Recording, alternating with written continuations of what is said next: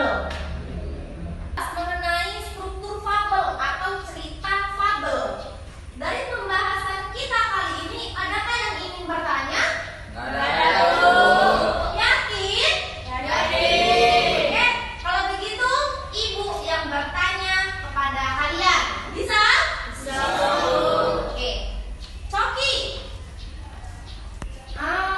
Coba dulu jelaskan apa yang dimaksud dengan resolusi, Bang.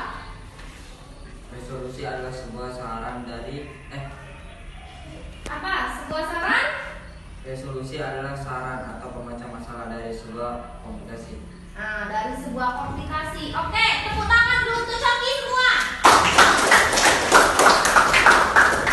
Kata si Coki, resolusi ialah sebuah saran atau pemecah masalah. Itulah nak yang dikatakan dengan struktur fabel.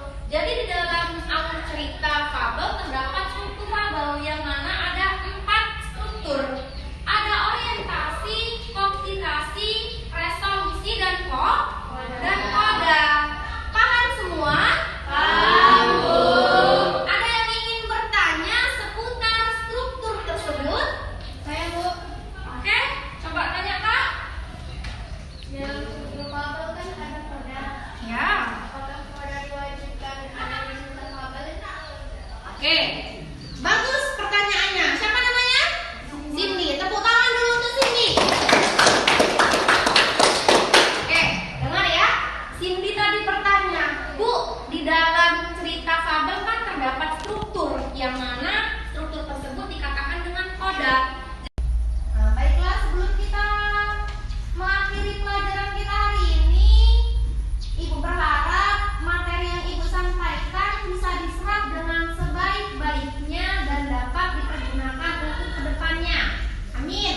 Ya. Ketua kelas, pimpin doanya seperti biasa, nak.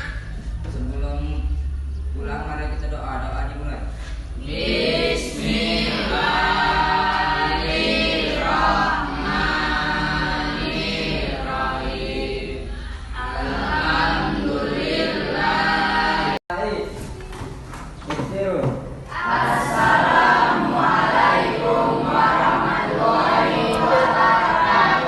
Waalaikumsalam warahmatullahi wabarakatuh. Oke, terima kasih untuk materi hari ini dan Ibu ucapkan